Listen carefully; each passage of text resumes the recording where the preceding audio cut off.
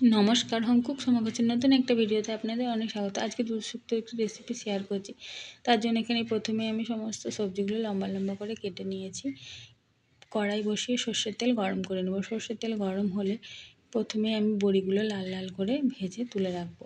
বড়ি ভাজা হয়ে গেলে ওই তেলের মধ্যেই আমি উচ্ছেটাও ভেজে নেব।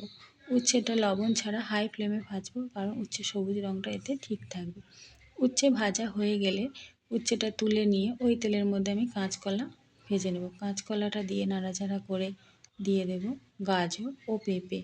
গাজর, পেঁপে, কাঁচকলা একটু নাড়াচাড়া করে ভাজা হলে তারপর দিয়ে দেব লাল আলু ও মিষ্টি আলু। মিষ্টি আলু, লাল আলু দিয়ে দেব সামান্য লবণ দিয়ে নাড়াচাড়া করে একটু ভেজে নেব। দিয়ে দেব কেটে রাখা সজনে ডাঁটাগুলো দেওয়ার পরে সমস্ত সবজিটা আমি খুব ভালো করে ভেজে নেব। ভালো করে ভাজা হয়ে গেলে আমি নামিয়ে নেব এবং কড়ার মধ্যে যেটুকু তেল থাকবে ওই তেলের মধ্যে বেগুন ও ঝিঙেটা ভালো করে ভেজে নেব। বেগুন ঝিঙে ভাজা হয়ে গেলে একটা পাত্রে নামিয়ে রাখবো। নামিয়ে কড়ার মধ্যে দিয়ে দেব সামান্য সর্ষের তেল, দিয়ে ফোড়নের জন্য দিয়ে দেবো 5 ফোড়ন, তেজপাতা ও শুকনো লঙ্কা। ফোড়নটা ভাজা হয়ে গেলে আমি আগে থেকে বেটে রাখা মশলাটা দিয়ে দেবো। আমি এখানে সাদা কালো সর্ষে, পোস্ত, চারমগজ, আদা একসঙ্গে বেটে নিয়েছি। মশলাটা দিয়ে ভালো করে কষানোর পরে দিয়ে দেবো বাটি ধোয়া জল দিয়ে আবারও নাড়াচাড়া করে নিয়ে মশলাটা ভালো করে কষাবো। কষানোর সময় দিয়ে দেবো পরিমাণ মতো লবণ দিয়ে ভালো করে কষিয়ে নেব। ভালো করে কষানো হয়ে গেলে তারপর দিয়ে দেব ধনে গুঁড়ো ও জিরের গুঁড়ো। ধনে জিরে গুঁড়ো দিয়ে ভালো করে মশলাটা আবার কষিয়ে নেব। কষানো হয়ে গেলে আগে থেকে ভেজে রাখা সমস্ত সবজিগুলো দিয়ে দেব। তবে এখন বেগুনটা দেব না, বেগুনটা একটু শেষে দেব।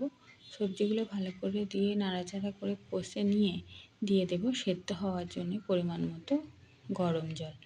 এতে সবজিগুলোর সবুজ রঙটাও ভালো থাকবে ও রান্নাটা খুব ভালো হবে, টেস্টি হবে। সেই জন্য ঢাকনা চাপা দিয়ে আমি সবজিগুলো সেদ্ধ হওয়া পর্যন্ত অপেক্ষা করব। সবজি ভালো করে সেদ্ধ হয়ে গেলে দিয়ে দেব ওর মধ্যে 1 বাটি দুধ দেওয়ার পরে দিয়ে দেব ভেজে রাখা বেগুন দিয়ে ভালো করে নাড়াচাড়া করে দিয়ে দেব বড়িগুলো। আর স্বাদ ব্যালেন্সের জন্য দিয়ে দেব সামান্য চিনি দিয়ে সব কিছু মিশিয়ে নেব। মিশিয়ে দিয়ে দেব ভাজা মশলা দিয়ে ভালো করে মিশিয়ে দিয়ে দেব ঘি।